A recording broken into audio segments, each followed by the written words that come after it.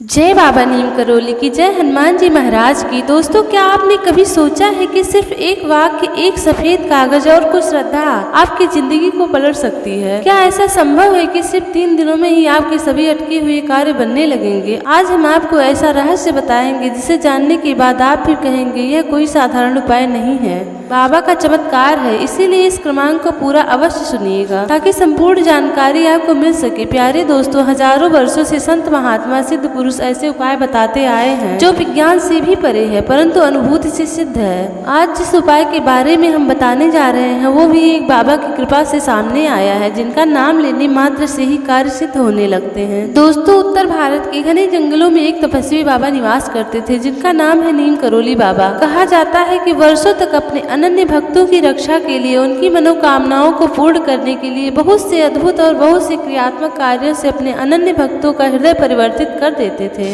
उन्होंने पहली बार किसी शिष्य को बताया कि यदि आपका विश्वास बहुत अडिग है, यदि आप अपने इष्ट पर मजबूती से विश्वास रखते हैं और उनकी हर बात का पालन करते हैं तो ये सृष्टि आपका सारा कार्य स्वयं ही कर देती है। तो उस शिष्य की बंद किस्मत सिर्फ और सिर्फ 3 दिनों में ही खुल गई। व्यापार में घाटा झेल रहा वह अनन्य भक्त सिर्फ 3 दिन बाद एक बड़े अनुबंध पर हस्ताक्षर कर चुका था। उसने बताया कि मैंने सिर्फ एक वाक्य सफेद कागज पर लिखा था और बाबा की तस्वीर के नीचे रख दिया था। जब वो जागा तो मानो ब्रह्मांड ने उसके लिए सारे रास्ते खोल दिए हो। उसके व्यापार का घाटा, उसके जीवन की तंगी मानो क्षण भर में ही दूर हो गई हो। आज भी उन अनन्य भक्त के द्वारा बताया गया ये उपाय आज के क्रमांक में शामिल किया जा रहा है ताकि आप सब भी उससे लाभ उठा सके। दोस्तों, अब चलते हैं उस उपाय की विधि पर जिसे सही तरीके से करना बहुत आवश्यक है। दोस्तों, रात को सोने से पहले एक सफेद कागज लें, उस पर साफ साफ लाल स्याही से ये वाक्य लिख दें। दोस्तों, ये वाक्य है कि बाबा की कृपा से मेरा हर कार्य सफल हो रहा है।